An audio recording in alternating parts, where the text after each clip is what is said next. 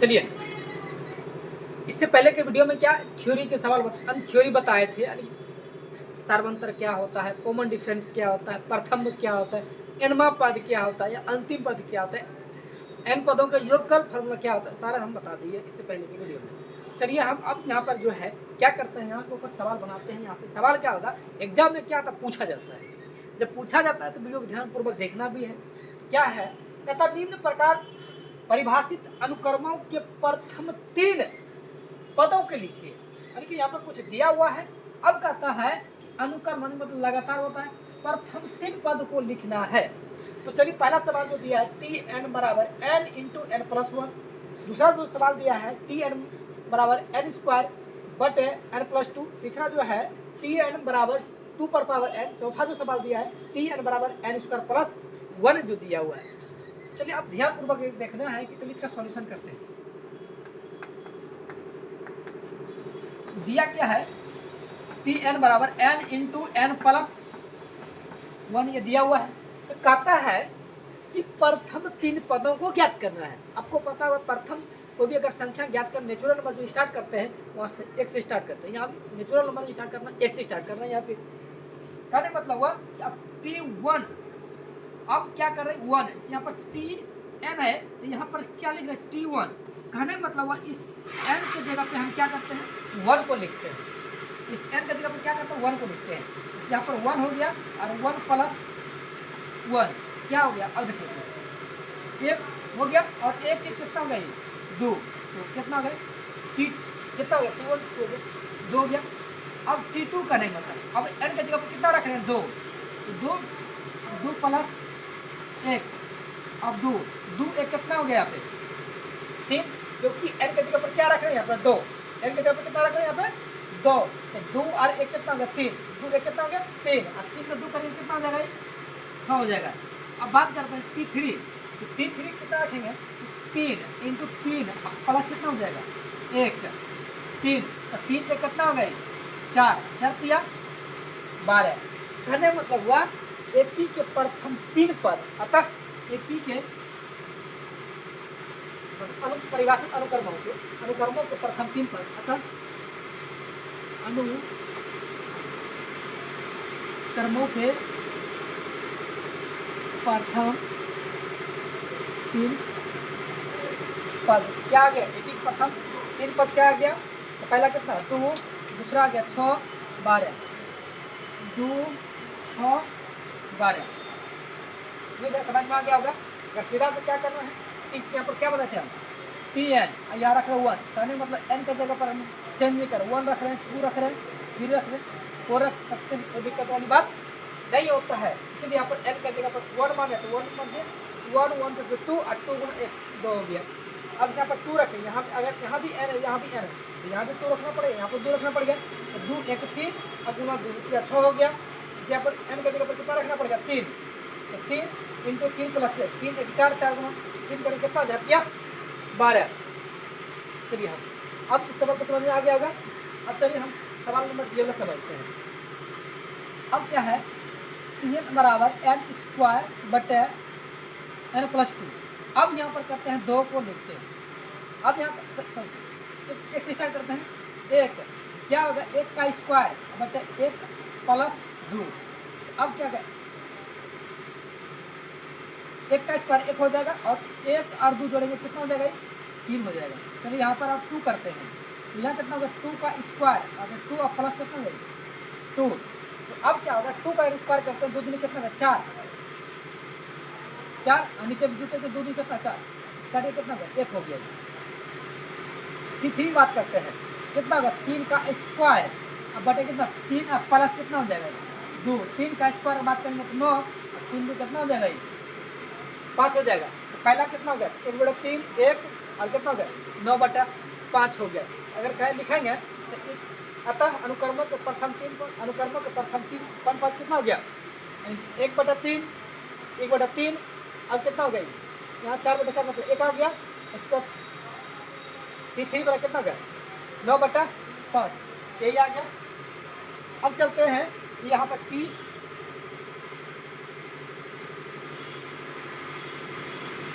अब यहाँ अब चलते इसके ऊपर, तो यहाँ पर दिया है टी एन बराबर 2 पर पावर एन दिया, ध्यानपूर्वक देखना थोड़ा सा यहाँ पर समझना। अब T1 बराबर 2 पर पावर 1, तो 2 पर पावर 1 का मतलब 2 हो गया। अब रखते हैं T2, मतलब जहाँ के ऊपर जहाँ n है इसके ऊपर ध्रुव रखना पड़ेगा। 2 T2 कितना हो जाएगा 4। अब यहाँ पर T3, तो 2 पर पावर कितना हो जाएगा 3, अगर 2 पर पावर 3 का मतलब हो गया 2 दूनी 4 दूनी 8 हो गया। कितना हो जाएगा 2 दूनी 4 दूनी 8। तो यहाँ पर लिख ले, अपने लिख लेना है कि अनुक्रमों का प्रथम 3 पद कितना हो गया 2 4 8। अतः हम लिख सकते हैं कि अनुक्रमों का प्रथम 3 पद जो है तीनों पद में ज्ञात करना था। अगर 4 पद बोलता T4 तक लेकर चलते, 5 बोलता 5 तक लेकर चलते, लेकिन यहाँ बोला 3 ही तक चलना था। T1 T2 T3, प्रथम 3 पद क्या हो गया 2 4 8 हो गया। चलिए यहाँ पर समझते हैं इस क्रम में। अब यहाँ पर टी एन बराबर दिया है एन स्क्वायर प्लस 1, प्रथम पद स्टार्ट करते हैं T1 को स्टार्ट करते हैं, 1 का स्क्वायर प्लस 1 हो गया, 1 का स्क्वायर कितना हो गया 1 प्लस कितना हो गया 2 हो गया। अब करते हैं T2 करते हैं, तो यहाँ पर n के जगह पर 2 प्लस 1, 2 दूनी 4 1 कितना होगा 5। T3 की बात करते हैं तो 3 का स्क्वायर प्लस 1, 3 का स्क्वायर प्लस 1 कितना होगा 3 3 9 कितना हो गए 10 हो गया। कितना होगा इसके अनुक्रम कितना गए 2 5 10। उम्मीद है कि सवाल समझ में आया है। इस तरह एग्जाम में क्या आता है इस तरह में क्या आता है, और इसमें क्या करना है समझ में ना, फिर से रिपीट करके देखना 100% क्या होगा समझ में आ गया। चलिए हम इसका अगला सवाल को हम देखते हैं।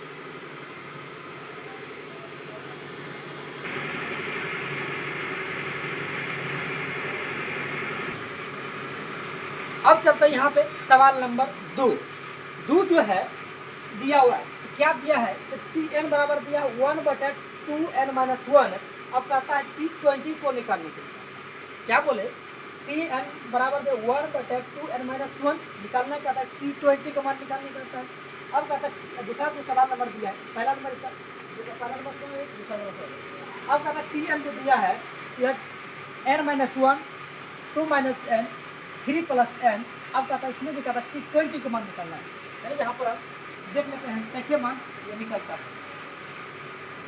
अब जब यहाँ पर कितना मान दिया है कि टी एन जो मान दिया है 1/2n-1 निकालना कौन सी है T20, कहने मतलब n का जो मान दिया है 20 दिया है।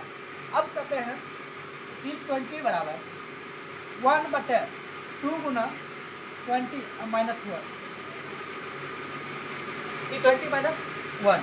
अब देखिए 1 20 दूनी कितना हो गई 40, 20 में 2 करेंगे 40 हो जाएगा -1 बराबर 1/40 में 1 हटाएंगे तो कितना हो जाएगा 39 हो जाएगा। कहने का मतलब हुआ यहाँ पर T20 का जो मान हो गया 1/39 हो गया।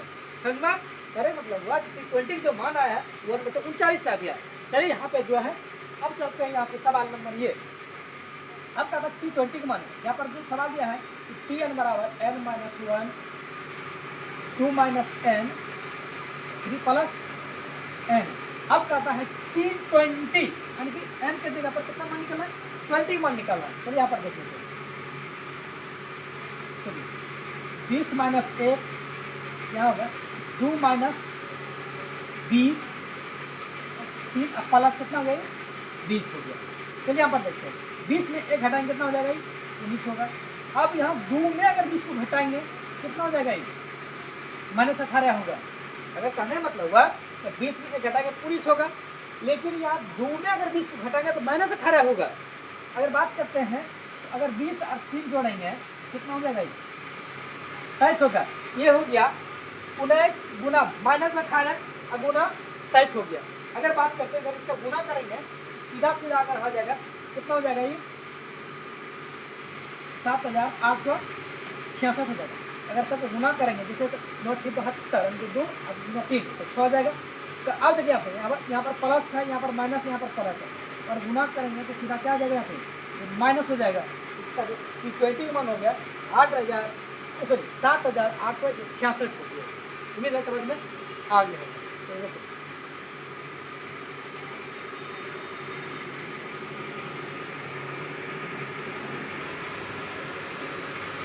चलिए यहाँ पे जो अगला जो सवाल है नंबर 3, सबसे दूसरा नंबर बताए थे, और नंबर तीसरा में जो सवाल है कहता है उस अनुक्रम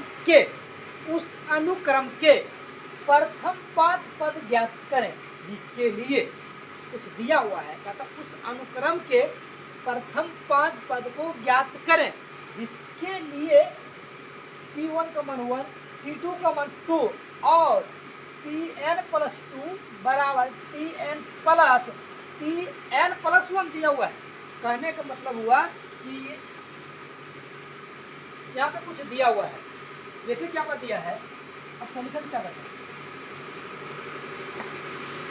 अब इसे यहाँ क्या है, P1 का मान 1 दिया हुआ है और P2 का मान कितना दिया जाता है 2 दिया हुआ है, लेकिन हमको इस क्रम में निकालना है कि प्रथम 5 पद को ज्ञात कर, लेकिन 1 और 2 ही दिया है।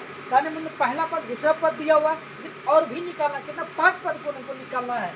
दिया हुआ है क्या Tn+2 बराबर Tn+1 हो गया। चलिए अब जो यहाँ पे दिया हुआ है कि T, अब यहाँ 1 2 दिया हुआ है, 1 2 कितना है दिया हुआ है, T1 का मान दिया हुआ है, T2 का मान दिया हुआ है, तो हमको निकालना कितना है T3 का मान निकालना है। चलिए हम देख लेते हैं, स्टार्ट करते हैं n से, n बराबर 1, n बराबर क्या निकालते हैं हम 1 से स्टार्ट करते हैं।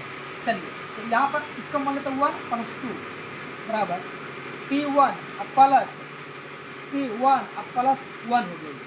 अब देखिए यहाँ पर कितना हो जाएगा 1+2 जो कितना हो जाएगा, फिर हो जाएगा, और ये कितना हो जाएगा P1 प्लस 1+1 कितना हो जाएगा P2, और यहाँ P3 का मान निकालना है ना हमको। अब देखिए T1 प्लस T2 का मान, T1 का मान कितना 1 और T2 का मान कितना है 2, ये हो गया। T3 का मान कितना 2 का कितना हो गया 3 हो गया। कहने मतलब हो गया कि 1 और 2 का मान हो गया, तो तीसरा मान क्या निकल गया T3 निकल गया। चलिए हम अब करते हैं T4 का मान निकालेंगे, n बराबर कितना मान लेते हैं, इस यहाँ पर 2 मान लेते हैं। अब क्या करते हैं n की जगह पर 2 रखते हैं, T इसकी जगह पर 2 अब प्लस कितना 2 बराबर T2 प्लस T2 प्लस 1, ये हो गया। n की जगह अभी कितना रख रहे हैं 2, तो यहाँ पर हो गया T और 2 2 जोड़े कितना होगा 4, तो यहाँ हो गया T2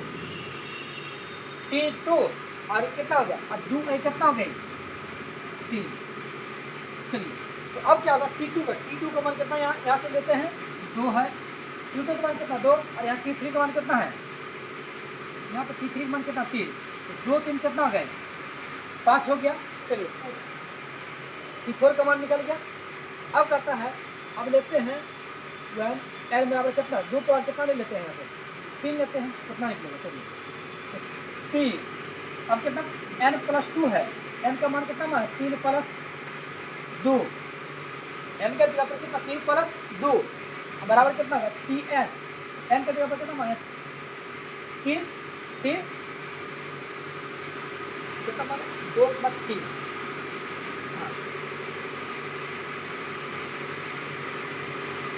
T3 अब प्लस कितना हो जाएगा T3 अब प्लस कितना हो गया 1 हो गया। चलिए अब देख लेते हैं कि कितना गया T3 में कितना गए 5, इधर कितना गया T3 और 3 में कितना गया T4, तो यहाँ पर हो गया T5। T3 का मान कितना है, यहाँ पर देख लेते हैं T3 का मान कितना है 3 है, और T4 का मान कितना है 5 है, यहाँ पर हो गया 3 प्लस कितना गई 5, क्योंकि T3 का मान कितना था यहाँ 3 और T4 का मान कितना है 5, तो T5 बराबर कितना था 5 3 8। चलिए हमको निकाल गया T1 का मान पता है, T2 का मान पता हो गया, T3 का मान पता हो गया, T4 का मान पता हो गया, और क्या हो गया T5 का मान पता हो गया, ये हमको निकाल गया। तो अनुक्रम का प्रथम 5 पद, अतः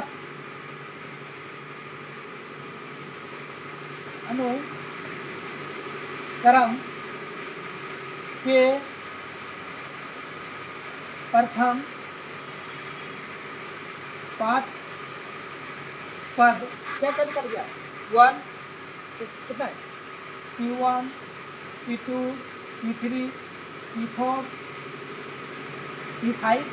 चलिए यानी मतलब हो गया P1 का मान कितना हो गया 1, P का मान 1, P2 का मान कितना हो गया 2, P3 का मान कितना हो गया 3, P4 का मान कितना हो गया P4 का मान कितना हो गया 5, P5 का मान कितना हो गया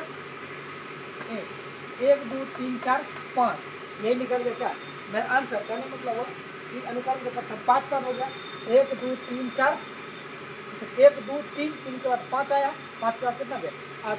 उम्मीद है ये भी सवाल क्या हुआ समझ में आ गया होगा।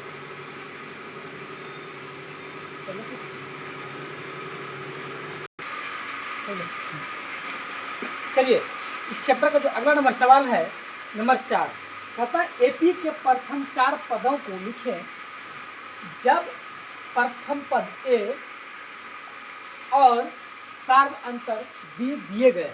कहने मतलब एपी का जो निकालना है एपी को लिखना है, लेकिन ये कंडीशन भी दे दिया, प्रथम पद भी दे दिया है और सार्व अंतर भी दे दिया है। क्या बोले प्रथम पद और क्या दिया है सार्व अंतर को दिया गया है। तो जब सार्व अंतर दिया, जैसे यहाँ पर प्रथम पद को बोलते हैं ए, बताए थे प्रथम पद को क्या बोलते हैं ए और सार्व अंतर को कहते हैं डी। प्रथम पद को ए सार्व अंतर को डी कहते हैं। तो यहाँ पर दिया गया है प्रथम पद भी दिया गया है और सार्व अंतर भी दिया गया, प्रथम पद ए और सार्व अंतर डी दे दिया है। चलिए हम एपी को लिखते हैं। हम बताए थे एपी को लिखने का तरीका बताए थ्योरी में, कहीं का अगर एपी लिखना है हम बताए थे पहला पद लिखना है और ए प्लस डी लिखना है और ए प्लस 2d लिखना है, ए प्लस 3d लिखना, दोनों भी चलते रहेगा। कहने मतलब हुआ A plus D A plus 2d A plus 3d इस हिसाब से लिखते जाना है। चलिए यहाँ पर लिख लिया। तो प्रथम पद ए द्वारा कितना दिया है 1 हो गया, प्रथम पद 1 अब प्लस 1 बराबर लिखना है, प्रथम पद 1 अब प्लस 2 गुना 1 हो गया, प्रथम पद 1 अब प्लस 3 गुना 1 हो गया। क्यों? क्योंकि यहाँ पे डी का मान कितना 1 दिया है। चलिए यहाँ पर स्टेप जो बन गया 1 1 डी कितना 2 हुआ, यहाँ पर हो गया 2 गुना 1 करेंगे 2 और 2 में 1 जोड़ेंगे कितना हो जाएगा ये 3 हो जाएगा। अब यहाँ पर जो है 3 गुना 1 करेंगे 3 और 3 में 1 जोड़ेंगे कितना हो जाएगा 4। कहने मतलब हुआ जो एपी जो बना एपी की जब बना 4 को पद बोल रहा था, 4 को पद यहाँ लिख दिए है, 4 को पद आगे नहीं बढ़ाना बस यहीं पे 4 हो गया। प्रथम पद कितना होगा 1 2 3 4 हो गया। चलिए इस सवाल का बनाते हैं नंबर 2। तो फिर इसका कहते हैं एपी को निकालना है, तो यहाँ भी लिखेंगे एपी बराबर क्या हो गया यानी A plus D A plus 2d और ए प्लस 3d हो गया। चलिए अब कहता है यहाँ पे प्रथम पद कितना दिया है यहाँ पे 3 दिया है, और कहता है प्रथम पद अगर 3 है और सार्व अंतर कितना दिया है 0 दिया है। अब कहता है प्रथम पद कितना दिया है 3 दिया है और सार्व अंतर और डी का वैल्यू कितना दिया गया 0 दिया है। प्रथम पद कितना दिया है 3 और सार्व अंतर कितना दिया है 0, सार्व अंतर डी का कितना दिया है 0 दिया। चलिए यहाँ पर 3 हो गया, 3 में अगर 0 पर जोड़ेंगे कितना हो जाएगा 3 होगा। अब 2 गुना 0 करेंगे तो 0 और 0 में 3 जोड़ेंगे तो कितना हो जाएगा 3, फिर 3 में 0 करेंगे तो 0 और 0 में 3 जोड़ेंगे कितना हो जाएगा 3। कहने मतलब इसका जो एपी जो निकला 3 3 3 3 निकला। कहने मतलब इसका जो एपी जो निकला है 3 3 3 3। क्यों? क्योंकि इसका सारा अंतर कॉमन डिफरेंस का जो अंतर दिया था, जो सारा अंतर जो दिया था उसका मान कितना था ये 0 था, इसलिए निकल गया। चलिए अब हल करते हैं नंबर 3। नंबर 3 जो है अब क्या होगा फिर लिखते हैं एपी। इस सवाल को हल करें एपी बराबर A plus B A plus 2d और ए प्लस 3d। चलिए यहाँ पे जो है दिया गया है क्या प्रथम पद को कितना दिया है 7 दिया है, और यहाँ पर जो प्रथम पद कितना दिया है -7 और सार्व अंतर के मान कितना दिया -7, प्लस माइनस कितना हो जाएगा 7 हो जाएगा। फिर यहाँ पर जो प्रथम पद कितना दिया है -7, अब प्लस गुना माइनस करेगा माइनस हो जाएगा 2 गुना 7 हो जाएगा। प्रथम पद कितना दिया -7 अब प्लस अब गुना -7 करेगा फिर क्या हो जाएगा माइनस हो जाएगा -3 गुना 7। माइनस कैसे आया क्योंकि मतलब माइनस अगर गुना करें तो इसलिए माइनस यहाँ पर हो गया है। ये हो गया -7, -7 और 7 कितना हो गया 14 हो गया। तो 7 दूनी 14, 14 7 कितना हो गया 21। चलिए 7 या 21, 21 में 7 जोड़ेंगे कितना हो जाएगा 28। कहने मतलब हुआ जो AP जो निकला -7, 14, -21, -28 इस तरह सवाल आता है। तो वहाँ पर आता है कैसे बनाना है, सिर्फ दिमाग में रखना है। AP को निकालने के लिए क्या होगा, A करना है पहले, A + D, A + 2D, A + 3D, अगर और भी आ गया तो A + 4D हो जाएगा, A + 5D हो जाएगा। तब इस हिसाब से क्या करना है, AP को लिखना है। ये लिखना है, याद रहना चाहिए सबसे पहला। अगर याद रहेगा तभी आगे लिख सकते, अन्यथा नहीं हो पाएगा। पहला बात तो याद रहना चाहिए। और भी यहाँ क्या है, A और D दिया रहेगा, A और D दिया रहेगा, तब ये बात को हम लिख पाएंगे, अन्यथा ये बात को हम लिख नहीं पाएंगे।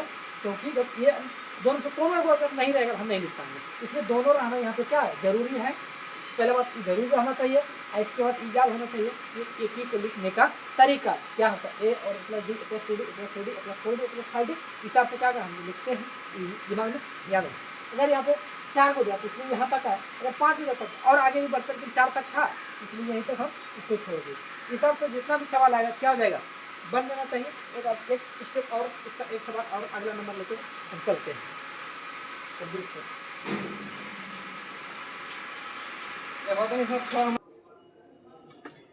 चलिए नंबर 5 जो है, 5वां नंबर सवाल क्या कहता है, निम्नलिखित समांतर श्रेणी AP के प्रथम पद और सार्वंतर ज्ञात। बहुत ही BBI सवाल यहाँ पर पूछा जाता है। पूछा क्या जाता है, इसका कुछ AP का मान दे देगा और बोलेगा कि प्रथम पद और क्या कहता है सार्वंतर को लिखना है। तो सबसे पहला बात हम क्या करते, चलिए लिख लेते हैं, इसका सॉल्यूशन करते हैं। तो सबसे पहला बात AP लिख लेते हैं।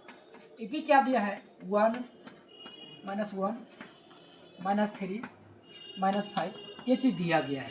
तो यहाँ पर जो है ऑब्जेक्टिव भी पूछ देगा कि प्रथम पद बताइए, इस AP में प्रथम पद क्या होगा, या पूछ देगा सार्वंतर क्या होगा, या कभी कभी पूछ देता है कि प्रथम पद और सार्वंतर क्या होता है। चलिए यहाँ पर देते हैं, कहता है कि प्रथम पद दिया गया टर्म जो है उसको प्रथम पद कहलाता है। यहाँ पर प्रथम पद कहाँ से स्टार्ट हुआ, एक से यहाँ पर स्टार्ट हुआ ना, तो प्रथम पद कितना हो गया, या इसको शॉर्ट फॉर्म A भी कर सकते हैं, ये कितना हो जाएगा 1 हो जाएगा। अब कहता है सार्वअंतर को कहते हैं हम D। तो D जो कैसे निकलता है, इस बात को पता होगा कि द्वितीय पद माइनस प्रथम पद। तो यहाँ पर क्या पहला स्टेप ये हो गया, प्रथम पद द्वितीय पद कितना -1। अब क्या गया, अब प्रथम पद कितना है 1, ये कितना निकल गया -2 निकल गया। कहने मतलब हुआ प्रथम पद की बात करेंगे तो 1 हो जाएगा, और सार्वअंतर मतलब D की बात करेंगे तो -2 हो जाएगा। चलिए इस सवाल में देखते हैं। AP में जो दिया हुआ है, क्या दिया है 2 4 6 8 10 इस तरह कुछ दिया गया है। जब दिया गया है, अब कहता है कि प्रथम पद को इसे इंडिकेट करते हैं। प्रथम पद को A बोलते हैं, इसलिए कितना हुआ, ये दिया गया टर्म जो पहला टर्म तो वही है, मतलब 2 हो गया। अब कहता है क्या सार्वंतर,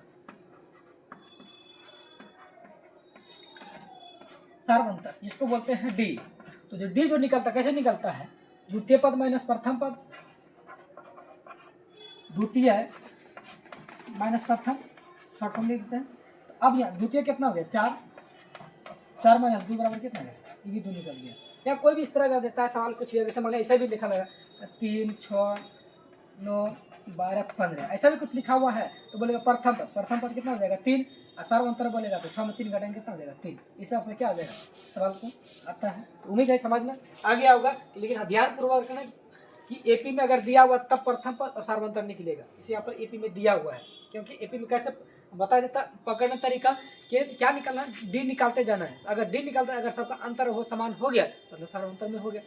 बताते हैं जैसे मान लिया क्या था, जैसे 3 6 9 12 15 18 इस हिसाब से है। यहाँ पर दोनों बीच में कितना अंतर है 3, इतना में 3, इतना बीच कितना 3, इतना बीच में 3, इतना बीच कितना 3, कहने सबको बराबर है। मतलब बराबर मतलब AP में है, मतलब क्या निकल जाएगा प्रथम पद, अब क्या निकल जाएगा सार्वअंतर निकल जाएगा। उम्मीद है समझ में आ गया होगा।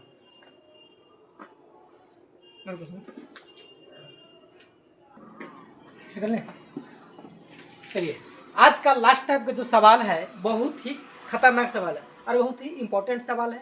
वीडियो को ध्यानपूर्वक देखना है, अंत तक देखना है, नहीं तो फिर समझ में नहीं आएगा। कहता है निम्नलिखित संख्याओं की सूची में कौन एपी में है। तो पहला बात टारगेट रखना है कि एपी में है कि नहीं है। तो कहता है अगर यदि एपी में है तो क्या अगर समांतर श्रेणी बनाते, कहने मतलब एपी में अगर बनाते हैं इसके सार्व अंतर लिखे, कहता है मतलब डी निकालना है। और इसके बाद अगर डी निकल गया तो आगामी 3 पदों को ज्ञात करना है। तो पहला बात चेक करना है कि एपी में है कि नहीं है, पहला काम एपी में ज्ञात करना है। अगर एपी में है तब इसका सारा अंतर निकला है, मतलब डी निकला है। अगर डी निकल गया तो इसके बाद और क्या निकालना है, तो आगामी 3 पद को आगे निकालना है। चलिए यहाँ पर हम देख लेते हैं। तो सबसे पहला बात चेक करते हैं कि ये समांतर श्रेणी में है कि नहीं है। चलिए यहाँ पर देख लेते हैं। तो पहला अगर जो दिया गया है, कितना दिया है, 6, 9, 12, 15 दिया गया है। कहना मतलब इसको हम बोल सकते हैं पहला, इसको बोल सकते हैं दूसरा, इसको तीसरा, इसको चौथा, आगे से 6, 9, 12, 15, 18 भी आएगा। यहाँ पर दिया गया है तो T1 का मान हो गया 6, T2 का मान कितना हो गया 9, T3 का मान हो गया 12, और T4 का मान कितना हो गया 15 हो गया। अब कहता है कि समांतर में है, श्रेणी में है कि नहीं, मतलब एपी में है कि नहीं है। तो एपी में दिखाने का तरीका, सबसे बेस्ट तरीका क्या है कि आप अंतर लेके चलिए, जिसको बोलते सार्व अंतर। कहने मतलब सार्व अंतर कैसे निकलता है, T2 माइनस T1, मतलब अगले स्टेप पिछले वाला घटाना है। तो T2 माइनस T1, तो अब देख लेते हैं T2 का मान कितना यहाँ पे 9, 9 से 6 घटाया कितना होगा 3। आगे वाला हम करते हैं। तो अगर बात करते हैं अगला निकलता है T3 माइनस T2, तो T3 का मान कितना है 12, 12 माइनस 9 बराबर कितना हो जाएगा 3। अगर बात करते हैं T4 वाला निकालते हैं तो क्या हो गया, तो यहाँ पे T4 माइनस T3, T4 का मान कितना है यहाँ पे 15, 15 माइनस 12, 3 का नहीं, मतलब T4 भी T5 भी निकलेगा कोई दिक्कत। लेकिन यहाँ पर देख, यहाँ पर थोड़ा सा ध्यान देना है। तो यहाँ भी डी का मान 3 आया, यहाँ भी डी का मान 3 आया, यहाँ भी डी का मान 3 आया, और आगे भी जो आएगा, कहने मतलब आगे भी जो आएगा तो वो भी डी का मान कितना 3 ही आएगा। यहाँ पर सबका समान है, हर एक जगह 3 3 3 3, आगे भी जो आएगा वो 3 ही आएगा। कहने मतलब हुआ कि यहाँ पर क्या है, डी का मान क्या समान है, मतलब सार्व अंतर जो है जिसको बोलते हैं डी का मान क्या यहाँ पे समान है। अगर समान है तो यहाँ हम लिख सकते हैं चूंकि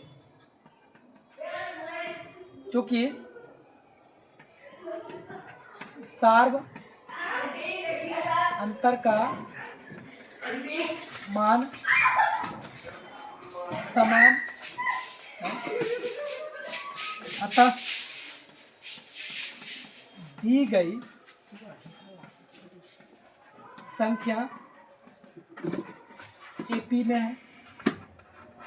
हम कैसे बात को लिखे, तो सबसे पहला बात हम यहाँ पर क्या निकाले कि यहाँ पर भी देख रहे हैं, यहाँ इसका अंतर जो निकाले 3 निकाले, यहाँ पर भी अंतर जो निकाले हैं 3 निकाले, यहाँ पर भी जो अंतर निकाले कितना निकाले हैं 3 निकाले।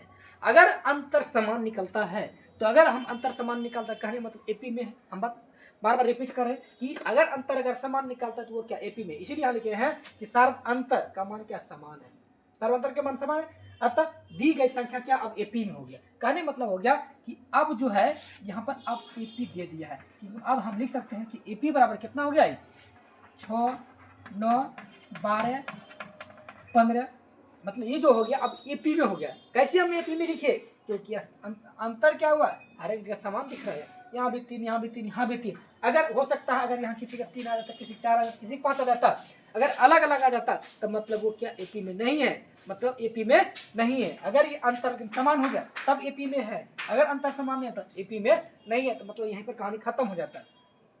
अब कहता है, तो अब कहता है कि प्रथम पद को ज्ञात करना अगर एपी में है। यहाँ पर था ना ये, यदि समांतर श्रेणी एपी में बनाते हैं तो सार्व अंतर ज्ञात करें।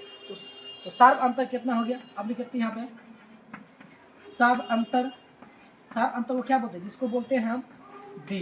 तो डी कैसे निकालता, आगामी पद में पीछे वाले घटाते हैं, मतलब 9 में से 6 घटाएंगे ये कितना हो जाएगा 3 हो जाएगा। यहाँ भी निकला हुआ है, यहाँ भी कैसे निकला हुआ भी है, कोई बात नहीं, यहाँ फिर निकाल दिए। कहने मतलब हो गया सार्व अंतर का मान कितना हो गया 3 हो गया।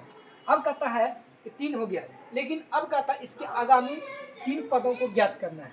तो अब देखिए यहाँ पर मान लेते 1 2 3 चौथा टर्म दिया है, तो अब क्या कर रहे हैं, तो यहाँ पर क्या नहीं होगा 5वां स्टार्ट करना है आपको। अगर 4 तक हम लिखे हैं तो आपको 5वां से स्टार्ट करना है। तो 5वां कितना निकलेगा तो हम बताए थे एक कम करके, थ्योरी में बताए थे कि एक कम करके उसे गुणा कर देना। जैसे फॉर्मूला था टी एन बराबर A plus N minus one into D. जब ए का बात करते हैं, प्रथम पद कितना यहाँ पे 6 हो गया। चलिए प्रथम पद 6 है, n minus one into D.